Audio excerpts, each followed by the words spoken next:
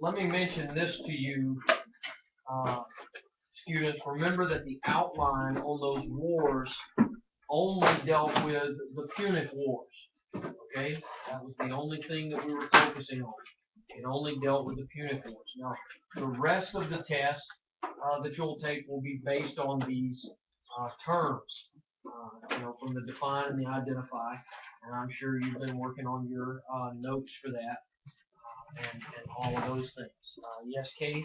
Are we going to go over the Civil Wars too, or we need to do an outline like we did the Punic Wars, or no? No, ma'am, you do not. Now, you need to know the terms from Section 4. Okay. And there will probably be questions about Marius or who his opponent was, or Octavius and who his opponent was, and some of those kind of things. What's that? Mark Antony. She's already working on it, but not the Civil Wars in the sense of outlining them. Just the Punic Wars, those three that we dealt with in Section 3. Now, your textbook picks up by talking about problems. Problems in Roman society after Rome conquers the Mediterranean. Now, you would ordinarily think that if Rome conquered the Mediterranean, she has all kinds of wealth, she has all kinds of lands, she's growing and everything is looking good, everything is going really well for Rome. But what's the problem? There's a big problem as her soldiers, after fighting these wars, come home. Who can help me with what that problem is? Have you not read? It's been a day. Do y'all remember the problem? The soldiers have been out fighting.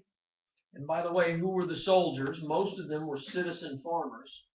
And as those citizen farmers come home, they face some problems. What are the problems that they face? A lot of them end up losing their land. They lose their farms, they lose their land, because while they were out there fighting in the wars, they were doing their civic duty. They were a farmer, but they had to go fight. They were doing their civic duty, but when they get back, they don't have a great deal of money. In some cases, they owed back taxes. In other cases, they didn't have the money to make investment and repair to their farms. And a new breed of farmer has kind of moved in while they were all fighting. The wealthy have started major plantation-sized farms to the point that now the average farmer isn't able to compete with these massively large, wealthy farms. So a lot of these farmers come back, and what do? They lose their land. They lose their land. Now, do they lose it, or was it taken from them? Yes. Does that make sense? Yes. In some cases, they lose it. For example, if they owed back taxes, hey Matthew, you with us? Okay. In some cases, they owed back taxes. They could not pay those taxes, and eventually the government would confiscate it because they had not paid the taxes. Okay. In other cases, it wasn't taken from them in the sense of somebody stealing it from them. Does that make sense? Well, you can't steal land. I mean, you can take over the land and stuff. That's right. And the government would take over land if they had failed to pay taxes. Even though they're all fighting in some war somewhere? Yes. Sounds a little strange, doesn't it?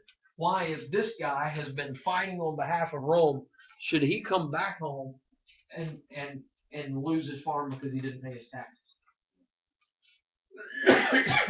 That's a problem. But it was happening. It was happening. And think about this. Now, I want you to think about sort of the need for political reform. Do you think there's a problem with that? If a man is off fighting in a war, he had property. While he's out fighting the war, he fails to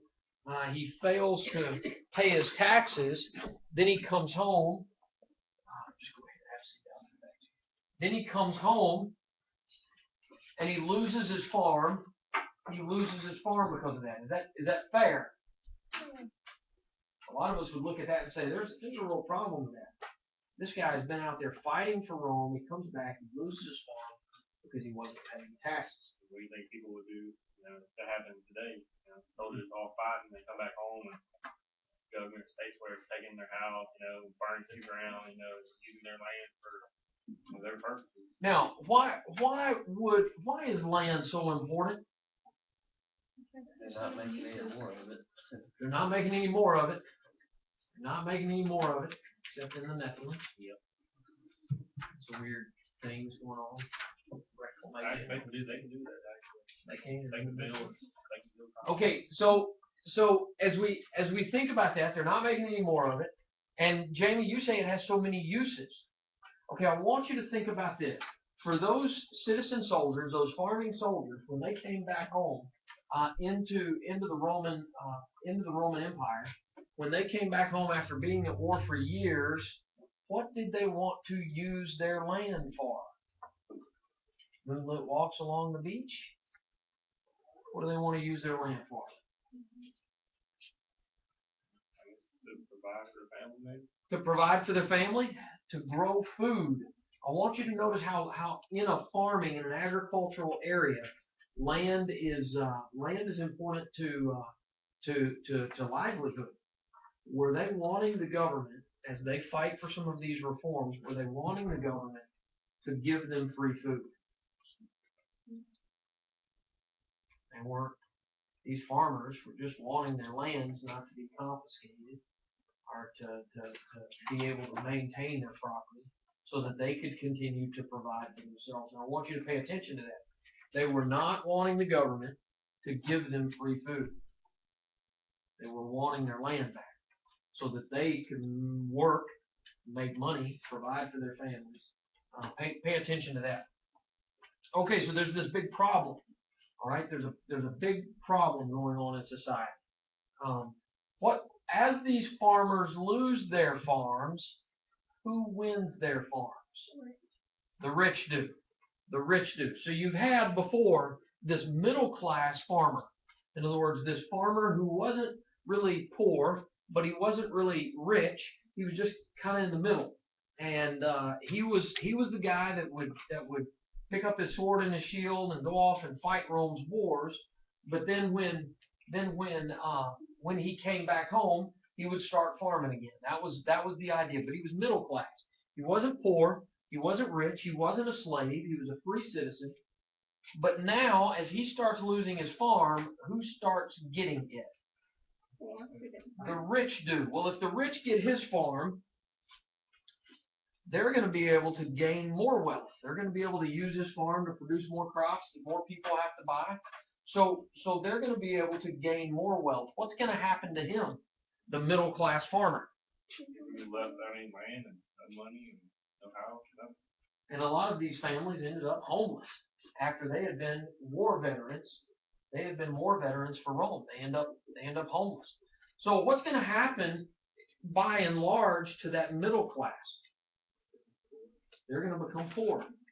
And the rich class, the wealthy, are going to become even wealthier.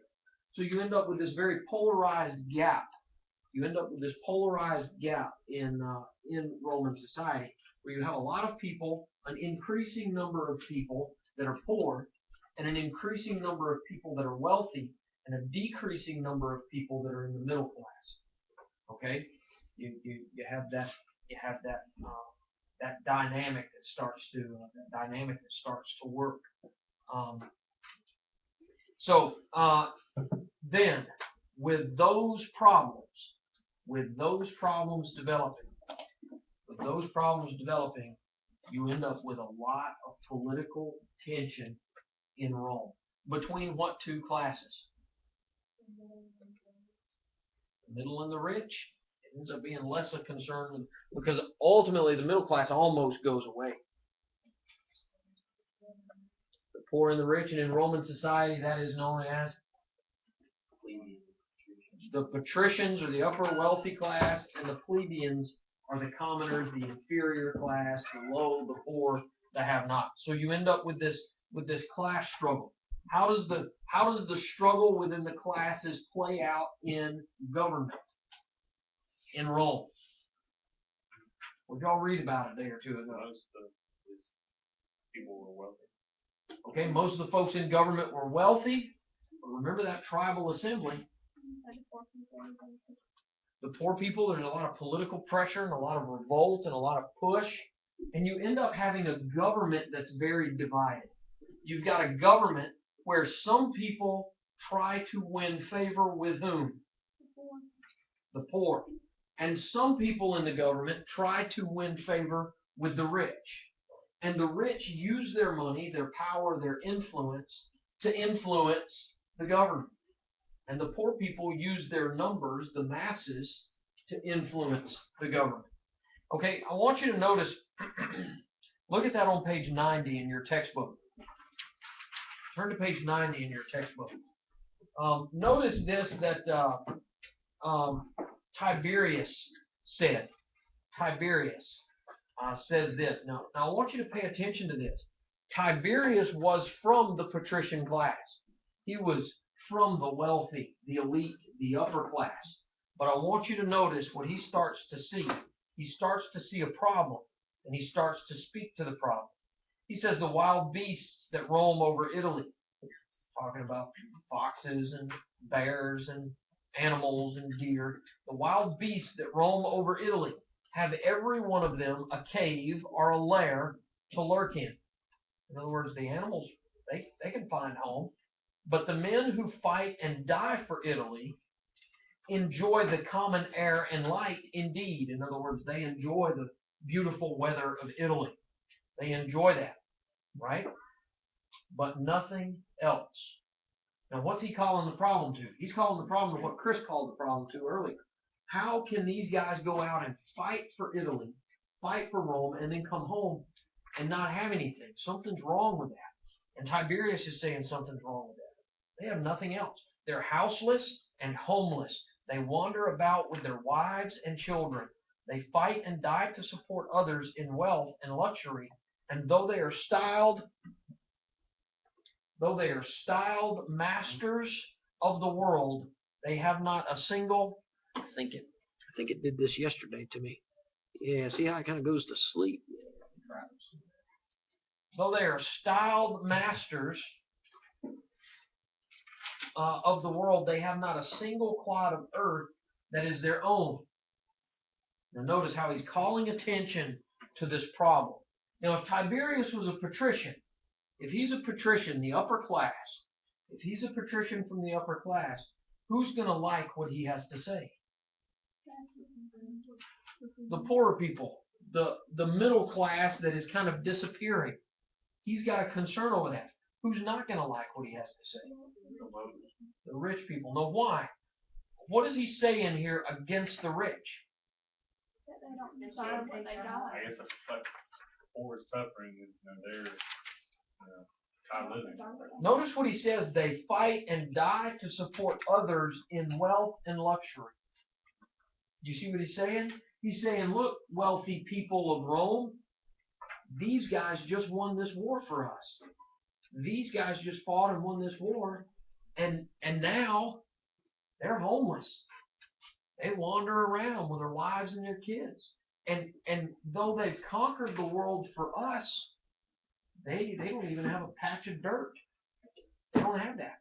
Now, let me ask you this question.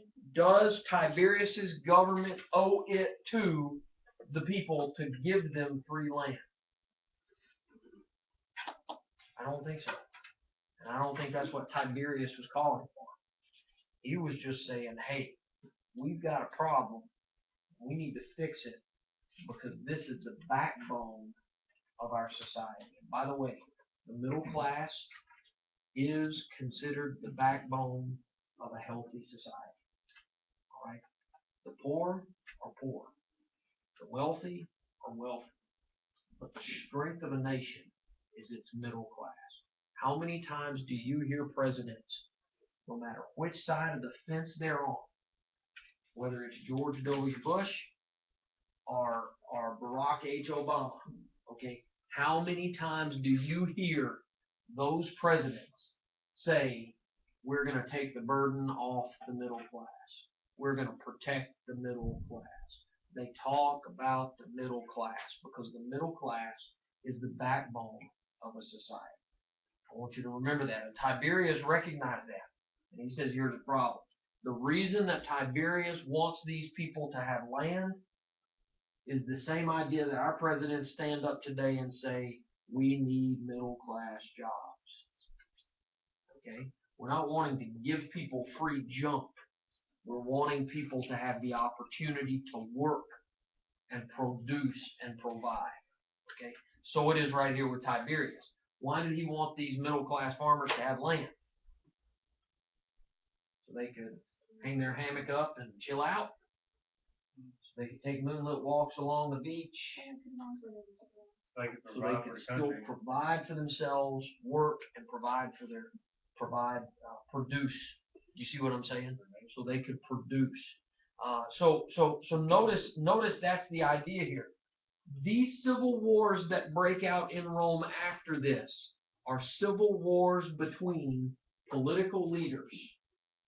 And in some cases, the political leaders are fighting for the poor. And in other cases, political leaders are fighting for the rich. And these political leaders end up being pushed by the two different groups into these civil wars. One of the things that's really interesting to note is how eventually the upper class kind of cuts their throat. They cut their own throat. The upper class eventually pushes and sponsors and influences so much of the wars that the masses end up to the point of revolution. However, cancer has entered Rome by the time the civil wars are over. Cancer has entered Rome. How does Rome begin to address the problems? How does Rome begin to address the problems of this inequality? Tiberius noted that they needed a clod of dirt. They needed a patch of dirt that they could farm so that they could be productive. But what really ends up happening by the time all this is over? Do they get their lands back? No, they don't. No, they don't. You know what they get instead? Free groceries. That's a good idea. That's a good idea, right? Free groceries. Let's do that. These poor people are out there whining because they don't have a piece of land anymore, but we don't want to give them land. Let's instead give them bread. We'll give them a ration of free bread. All of these poor people can come and get. Okay? Now, do hungry people need a meal? Sure. Sure, hungry folks need a meal. Right? But what's the problem with just giving free groceries? And by the way, if they keep whining, let's do something else. Let's give them free groceries and government-sponsored entertainment. And for Rome, that was the Colosseum and the circus. And by the way, the circus wasn't like elephants and lions and tigers and bears and trapeze artists. The circus then was more like primitive NASCAR. It was like a circus because they followed a circuit, and they would have chariot races and all of that kind of stuff. So let's give the poor people free entertainment. Okay? Let's give them free bread. And the government started doing that to appease the masses of the poor. What's the problem with that? No, you can't keep it all. Eventually you're gonna run out. Eventually, It's not going to be productive for the economy. They become too dependent. They're going to become dependent. They're not going to be able to do these things themselves. If a hungry man were to come up to you and say, "Oh, I see you're fishing. I see you're fishing. Is there any way that you could hand me one of your catch, right? Could you hand me a fish? I'm starving to death." Notice how if you just had a cane pole, you could say, "Here, just take that instead." Now you've given him the opportunity. Didn't Jesus talk about that? You know, give a man a fish, you feed him for a day. Teach a man to fish, you feed. Maybe that wasn't a parable. I don't know. That was Thomas Jefferson or something like that. No, Jesus' parable was the thing about.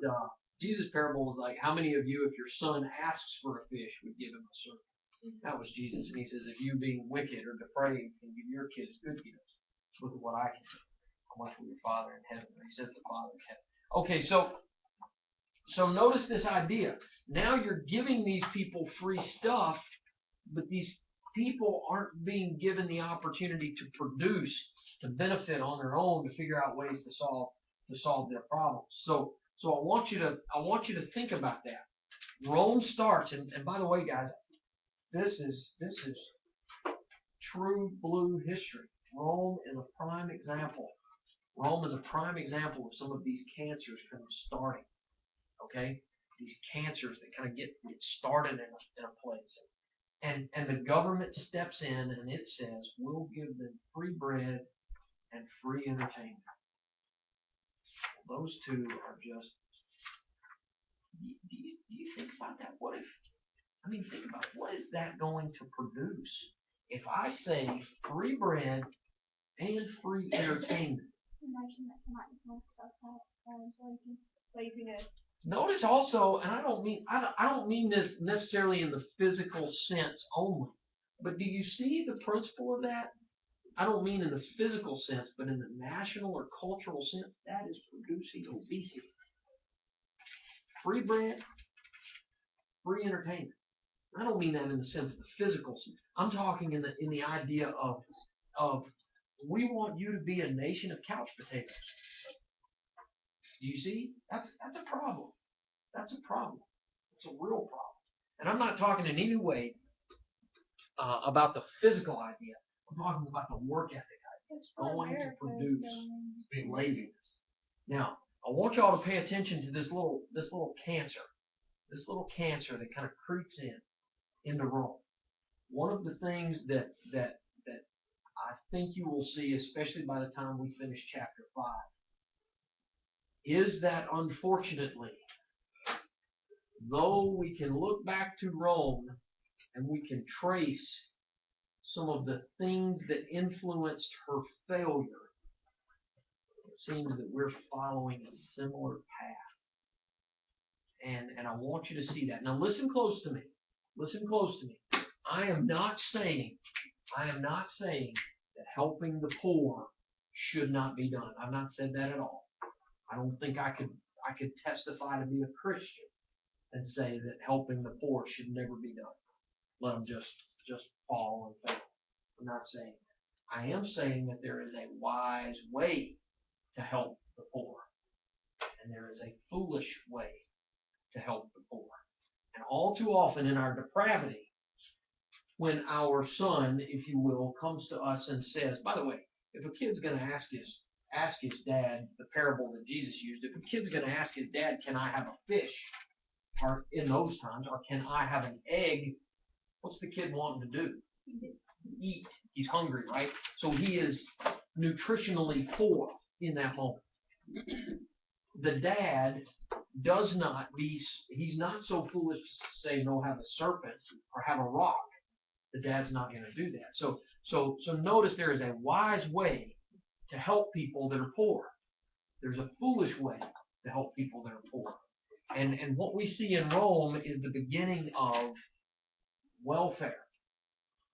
Now don't misunderstand me. I am not sitting here saying that we should not help the poor.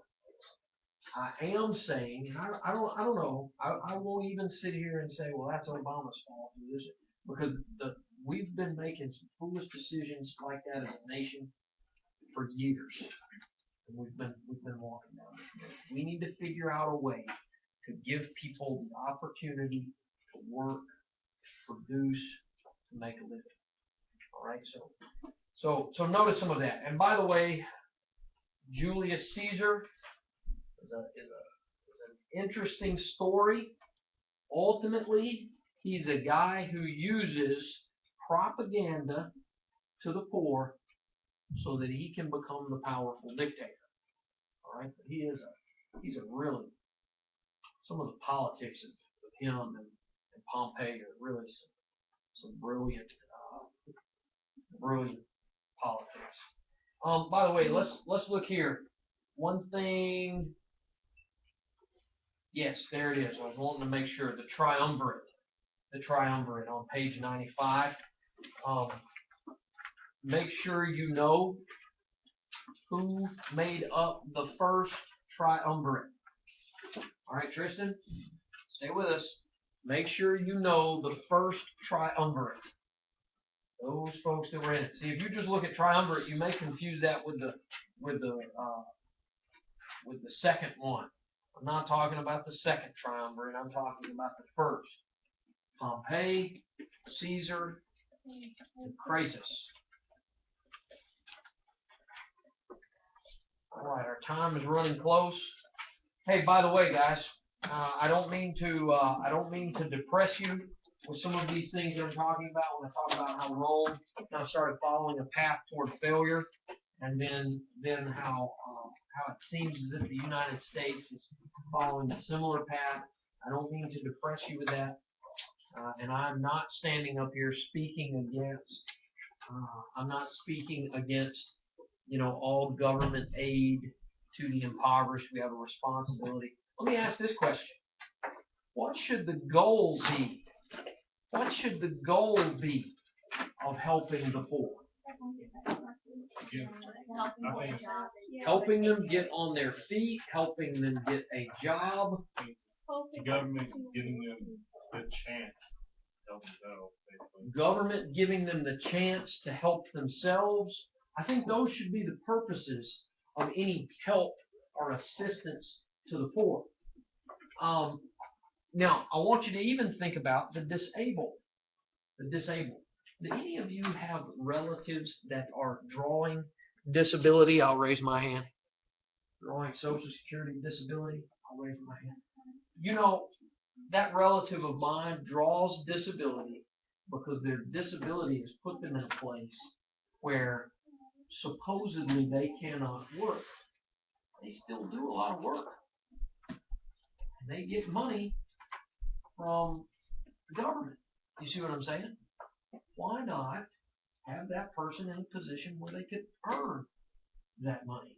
Now I know that there are some disabilities. I mean, if a man is an amputee from the legs down, I mean, you're not going to be able to put him on the road crew, right? But I bet I could find something productive for him to do. You see what I'm saying? Now, I want you to think about that for a minute, and I know I'm getting kind of off track with some of this, but think about that for a moment. There is a blind man who works for a national airline. Don't worry, he does not fly planes. But he books all these flights and these tickets, and the government got him a job, and he's like a year away from retirement. He's been working with this company for 24 years, I guess, and he's close to retiring. The government paid for this man to have a certain computer system that would talk to him, and he could talk to it, and different things like that. So the government made an investment. What did the government get out of it? 24 plus years worth of productivity from this guy. He pays his rent, he pays his taxes, he does all of these kinds of things, and he's blind. He pays for city transportation. When he leaves his little apartment with his little cane, he climbs onto the bus and drops his tokens in, right? And he rides the bus. Sarah. Well, a lot of times there is that people shoot like they mean just to be, like you said, the amputee, or you can't go to the road work, but you could do office work. But a lot of times the reason that disabled people can't work is because of the medicine that they're on. You can't have a person who's taking Lortab on a regular basis, working even in an office, because there's so many different things that could happen, and then the government is put in a different place because then they would be held responsible by the company. Now, let me mention this right here too. We cannot take a broad brush and just automatically say that all the disabled people out there could work. You see what I'm saying? You're exactly right about that. However, I do think there are a lot of cases where more people could work than are. Fair enough? Yes, sir. And you also have to look at the amount of people that are filing for unemployment. And complaining saying that there's not enough jobs, whenever in reality Yeah, they're getting Just too jobs, lazy to get out and find a but job. it's not the kind of job that they can say, hey, I've got a job. You know what I mean? Like Yeah. drug dealers. You know, there's plenty of those. I mean, we've all seen them probably. And then they're filing for unemployment and they're getting food stamps, but they're really making money. That's right. So you have to look at things like that. There's so many things that the government needs to crack down on, but they don't. And I think that honestly, the reason that they don't is because you don't bite the hand that feeds you. You know, it's easier for the government to come in and almost control these people that they're giving money to. You see what I'm saying? Yeah. The people who do file for money. Yeah, there's an author that I would, well, we've run out of time. The Government Plantation, this lady writes about.